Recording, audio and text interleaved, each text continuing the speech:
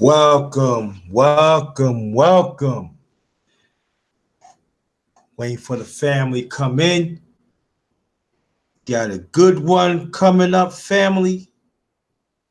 Um, Wait for some people to come in. But it's a good one coming up. Let me go get this out. Welcome to the Darkness Awakens. Welcome back, family. This is JT. Again, welcome to JT Night Snack and History Conversation Part 2. Got a good one going. Let me get this announced out the way again. JT better than ever. Welcome to my channel, The Darkness Awakens. Let's get them likes and them views up of my live stream and videos. Very much appreciated on my channel. Hit the bell when I come with the powerful live stream or video. All right, family. Let me get this out the way. And when I got a good one, squared off.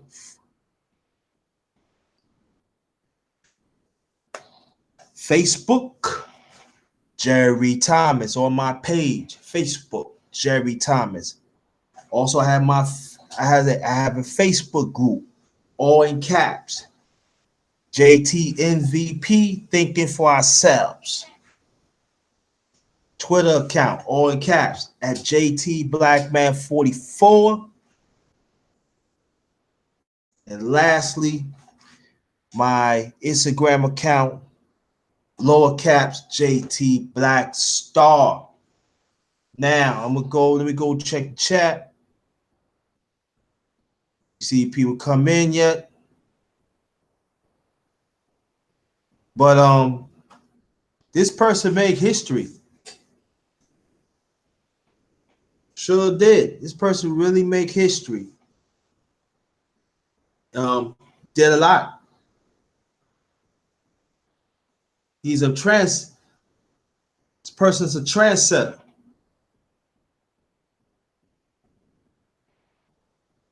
He broke down many barriers. He really did. He really, really did. And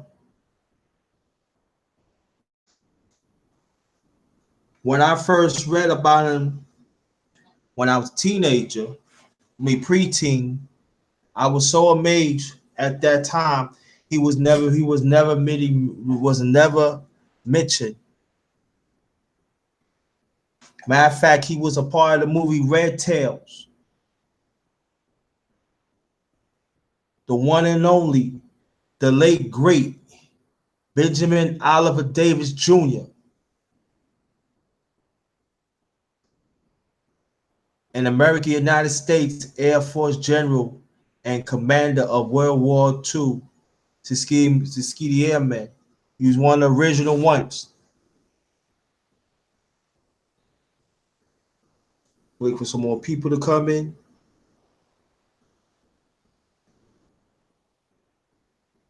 But he was ahead of his time. He had groomed a whole lot of men.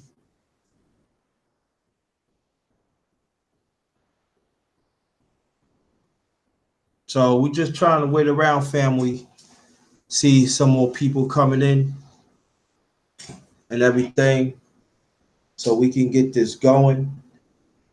But I'm glad y'all check out She Stay Sleep TV. He finished up with his Black African History Month series. Is very, very good, very, very telling. I want you to check the series out to 1 to 10.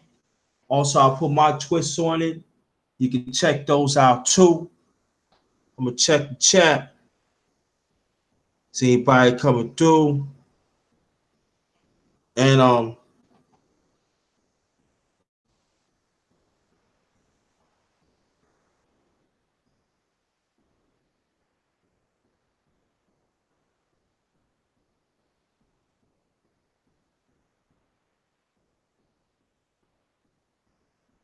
so yeah, so did a lot. Well, let's go and start it off. They come in. Benjamin Oliver Davis Jr., born December 18th, 1912, passed away July 4th, 2002. Excuse me, like I said, was an American United States Air Force general and commander of the World War II Tuskegee Airmen. He passed away in Washington, D.C., age 89. Washington, D.C., place of burial, Arlington National Cemetery, Allegiance, United States, Service Branch, United States Army, United States Air Force, years of service, 1936 through 1970, ranks general. He was a four-star general. Commanders held 99th Pursuit Squadron, 332nd Fighting Group, Tuskegee Airmen 51st Fight Wing, 13th Air Force. They have not lost a enemy bomb. Battle wars: World War II, Korean War, Vietnam War. Awards: Air Force Distinguished Service Medal, Army Distinguished Service Medal, Silver Star Legion, American Distinguished Flying Cross, Air Medal, Air Comedy Medal, Langley Golden Medal. Other words: Federal Skies Marshal Program, Assistant Secretary of Transportation. Okay, here we go. He was the first African American general officer in the United States Air Force. On December 9th, 1998, he was advanced to four-star general by President Bill Clinton during the World War II. Davis was commander of the 99th Fight Squadron and the 332nd Fighting Group, which escorted bombers on air combat mission over Europe. Davis flew 60 missions in P-39s, Curliss, P-40, P-47, and P-51 Mustang fighters. Davis followed in his father's footsteps in breaking racial barriers, as Benjamin O. Davis Sr. was the first African general in the United States Army. Wow. Makes history, family. Benjamin Davis Jr. was born in Washington, D.C. on December 18th, 1912, second of three children, born Benjamin O. Davis Sr. and then Lord Dickinson Davis. His father was a U.S. Army officer at the time. He was stationed in Wyoming, serving as a lieutenant with an all-white cavalry unit. Benjamin O. Davis Sr. served 41 years before he was promoted to Brigadier General in October 1940. And Lord Davis died from complications after giving birth for their third child, Enora, in 1916. At the age 13, in the summer of 1926, the younger Davis went for a flight for a barnstorming pilot at Boiler Field in Washington, D.C. The experience led his determination to become a pilot.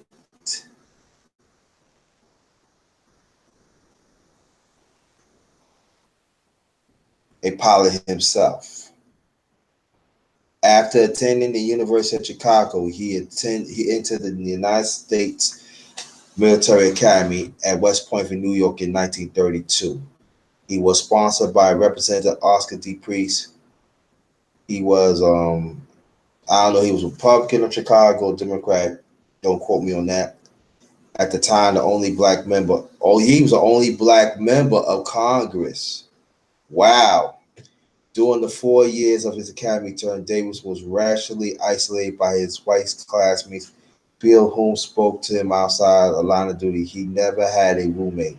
He ate by himself. His classmates hoped that this would drive him out the academy. The silent treatment had the, this is crazy. The silent treatment has the opposite effect. It made Davis more determined to graduate. Nevertheless, he earned the respect of his classmates, as evidenced by his biographical note beneath his picture in the 1936 yearbook, The Hollizer. The courage, tenacity, and intelligence which he had conquered the problem incomparable, more difficult than plea years, won for him the sincere admiration admiring of his classmates, and his single-minded determination to continue his chosen career cannot fail to inspire respect, whereas fortune may lead him. He graduated in 1936 in a class of 276.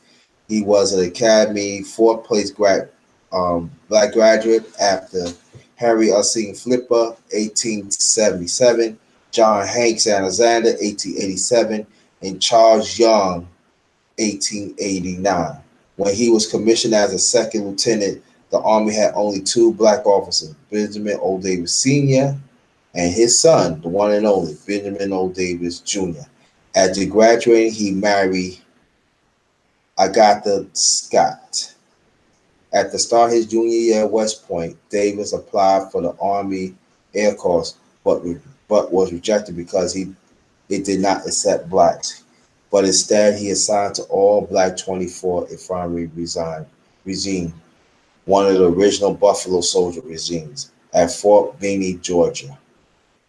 He was not allowed inside the base officer club. Later, he attended the U.S. Army Infantry School for Fort Benning. Then he was assigned to teach military tactics at Tuskegee Institute, a historical black college in Tuskegee, Alabama. This was something his father had done years before, by the way, the Army to avoid a black officer in command white soldier. Early in 1941, the Roosevelt administration, responding to public pressure to greater blacks' participation in the military as war approached, ordered the War Department to create a black flying unit. Captain Davis was assigned to the first training at the Tuskegee Army Airfield, hence the name Tuskegee Airmen, parentheses. And in March 1942, earning his wings, one of 5 black officers to complete the course. He was the first black officer to solo an Army Corps aircraft. They showed the document.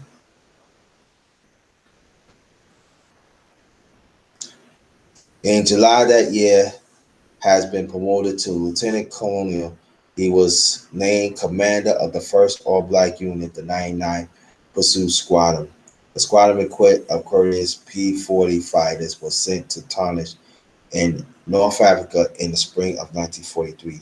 On June 2nd, they saw the combat for the first time in dive bombing mission against German-held island of Patera as part of Operation Corkscrew.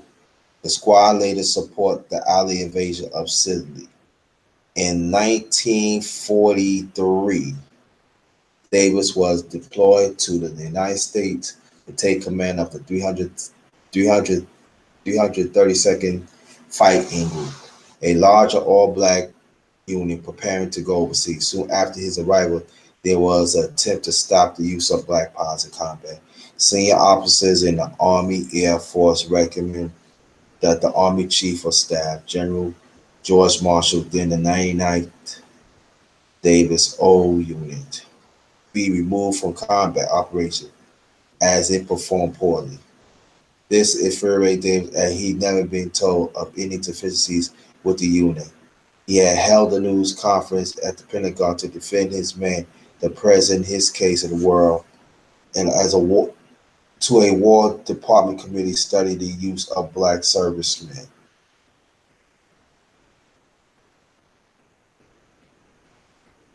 This goes to show they try to do whatever they can to to get us out of there. But the men that back then they want to fight, even though they were second class citizens. That's what they want to do. They want to fight, and that's heroic. That you have to fight to come. That you know when you come back, you're not getting respect, but you still want to fight, and that's commendable. It goes to show that resilience and just do you have to do.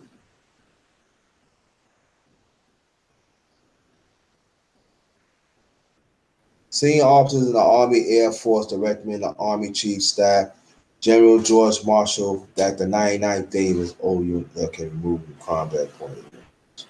Who David told the official unit had to move combat. Case was committed by studying the use of black servicemen. Marshall ordered an inquiry but allowed the 99th to continue to fight for the meantime. The inquiry eventually reported the 99th performance was comparable to other units, but any questions about the squadron fitness was answered in January 1944 when the pilot shot down 12 German planes in 2 days while protecting the Arizona beachhead. Colonel Davis and his 372nd Fighting Group arrived in Italy soon after that. The squadron group was called the Red Tails. Now, if y'all want to learn about the more Tuskegee Airmen, there's a movie came out 2012 named Red Tails. They will tell you the story about it, and also it's on the web too, and also found books about it. The Tuskegee Airmen, yeah, for the Red Tails for the extended markers of their plane were based on a Randella airfield and flew many missions deep in German territory. By summer of 1944, the group had transitioned to the P-47 Thunderbolts. In the summer of 1945, Davis took over all black 477th Bombardment Group, which was stationed at Goodman Field, Kentucky. During the war, the airmen commanded by Davis had compared an outstanding record combat against Luftwaffe. They flew over than 15,000 sorties, shot down 112 enemy planes, and destroyed or damaged 273 on the ground at a cost of 66 of their own planes, losing only 25 bombers. Davis himself led dozens of missions in P-47s, that's the planes, Thunderbolts, and P-51s Mustangs. He received a Silver Star for strafing runs in Austria and distinguishing flying cross for a bomber escort mission in Munich on June 9, 1944. In June 1948, President Harry S. Truman signed Executive Order 9981, Order to Racial Integration of the Armed Force. Colonel Davis helped the draft of the Air Force plan for implement this order. The Air Force was first of the service to integrate fully. Davis served at the Pentagon and overseas posted over the next 2 decades. He again saw combat. In 1953, he assured the command of the 51st Fighter Interceptor Wing, parentheses 51 FIW, and flew a F-86 Sabre in Korea. He served as a director of operations and training at the Far East Air Force Headquarters, Tokyo, from 1954 until 1955, which he assured the position of Vice Commander of the 13th Air Force, parentheses 13 AF, with additional duty as commander of Air Task Force Provisional Taipei, Taiwan during his time in Tokyo. He was temporarily promoted to the ranks of Brigadier General. In 1957, General Davis arrived at the Ramstein Air Base, Germany, as the Chief of Staff of the 12th Air Force, U.S. U.S. Air Force in Europe. With the 12th Air Force was transferred by James Connell Air Force Base, Texas. In December 1957, he assumed new duties as a Deputy Chief of Staff Operator, Headquarters U.S. Air Force in Europe, Wiesbaden Air Base, Germany. While Germany was temporarily promoted to general in 1959, and his promotion to brigadier general was made permanent in 1960. In 1961, he returned the United States and headquarters Air Force, where he served as Director of Manpower and Organization Deputy Chief of Staff for his program and requirements, having his promotion in Major General made permanent in his early the next year. And in February 1965, he was assigned Assist Deputy Chief of Staff and Program Requirement. He remained in that position until his assignment as Chief of Staff for the United Nations Command and U.S. Force in Korea in April 1965, which time he was promoted Lieutenant General. He assumed commander the 13th Air Force at Clark Air Base at the Republic of the Philippines, August 1967. Davis assigned as Deputy Commander-in-Chief, U.S. Strike Commander with headquarters at MacDill Air Force Base, Florida in August 1968, with additional duty as Commander-in-Chief, Middle Southern Asia and Africa. He retired from active military service on February 1st, 1970, and on March 9th, 1998, Davis was promoted to General U.S. Air Force, retired, with President Clinton pinned his 4-star engineer.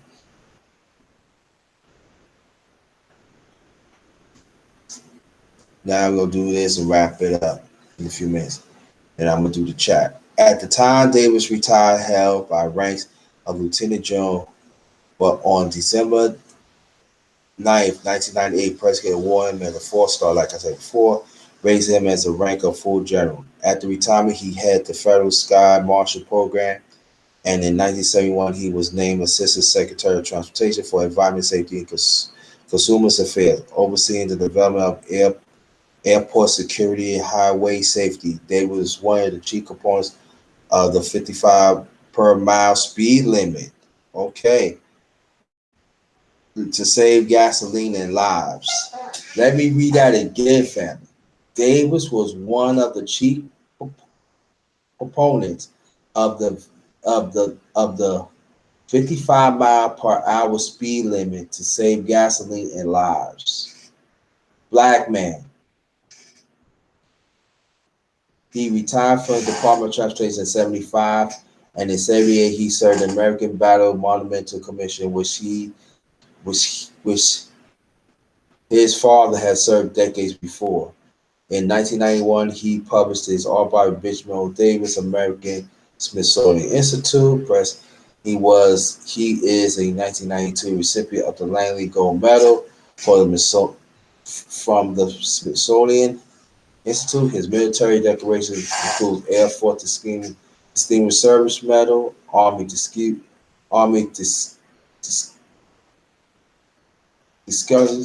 Service Medal, Silver Star, Legion of Merit, 2 Oak Leaf Clusters, Distinguished Flying Cross, Air Medals with 4 Leaf Clusters, Army Commendation Medal with 2 Oak Leaf Clusters, and the Philippine Legions of Honor. In the late 1980s, he began to work with our Bismarck Davis.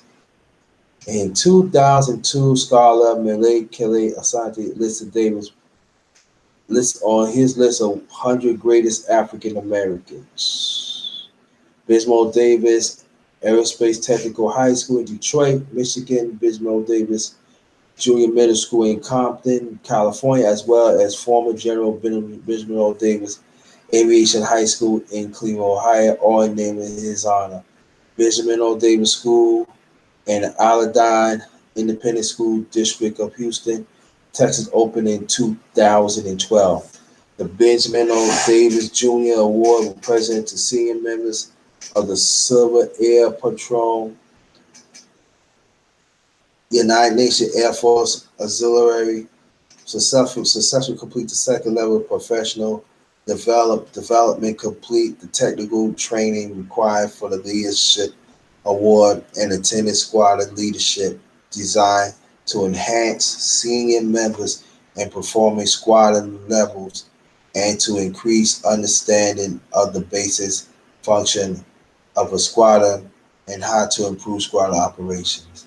In 2015, West Point named a newly constructed barracks after him.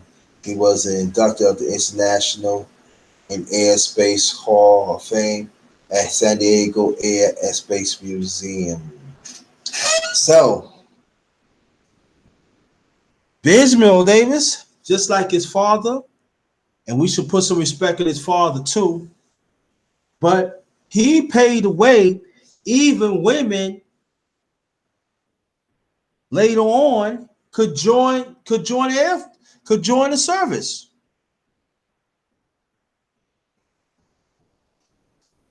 Yeah. So a lot of these women be talking about this and that, and even like gay, lesbian, straight, all that. Benjamin Dank, his father, and then at the same time, his son Bismarck Davis Jr., they paid the way. A black man. 4-star general. Everywhere he go, he make a mark. Everywhere he go, he made a mark, family.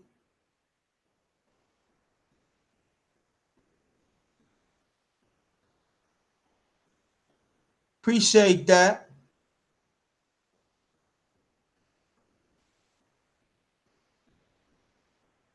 He made a mark. He was the first one that implemented 55 per hour, 55 per mile driving, save gasoline. First one, part of the Tuskegee Airmen. General, commander. And I'm gonna say a few things. I'm gonna put it down. I'm going to end this. But if you watch Red Tails family, they flew. It was a certain amount of time that you had to fly, and they would fly way over the certain way because it was a certain cutoff of certain times you go in the air.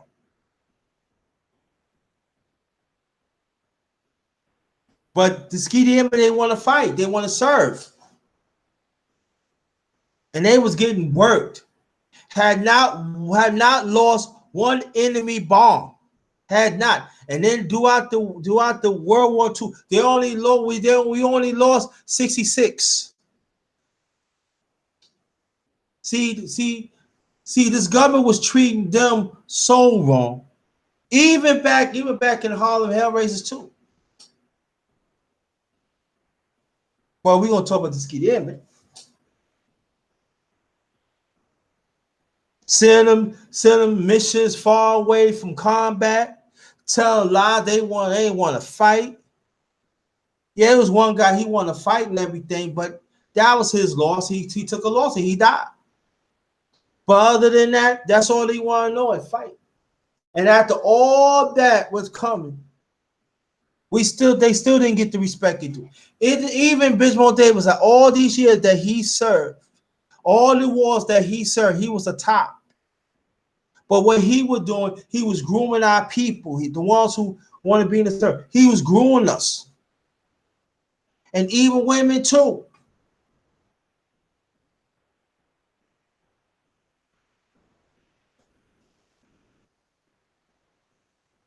So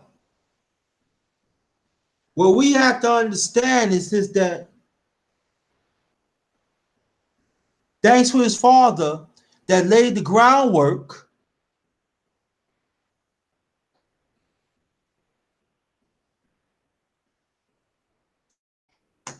Benjamin O. Davis Sr., his son, that was it. But each of them had to go their own path. And it was not easy for the father or the son. Look what happened. Benjamin O. Davis had to go through West Point, and he earned a respect. See, throughout the years, when I was looking at Tuskegee Airmen, they was getting more international acclaim than this USA. And it was other countries wondering on why they was not getting credit. Just as the Harlem Hellraisers.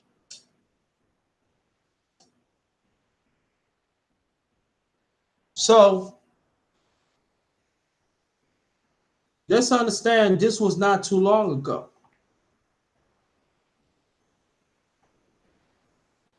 Benjamin O. Davis, the late great Mr. Benjamin O. Davis. Thanks for serving our country. Thanks for serving our people. Thanks for help grooming our brothers and sisters to respect the uniform and respect our community. Now, what I'm going to do, I'm going to go on the chat.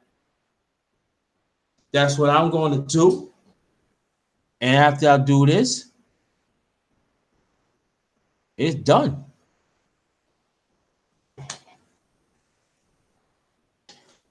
My brother, as always, Chief stay asleep. Congratulations, completed the 10 people of Black history, historical. Congratulations on that, my brother. Sheenan, always a blessing. Thanks for coming.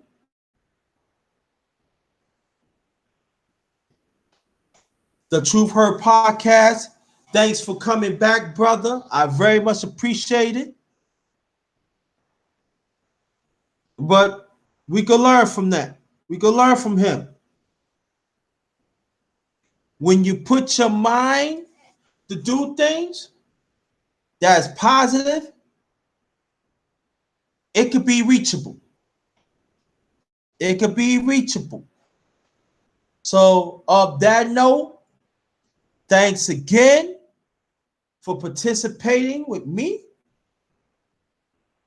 And subscribe and like to the chat. And I will talk to you very soon. I promise you that.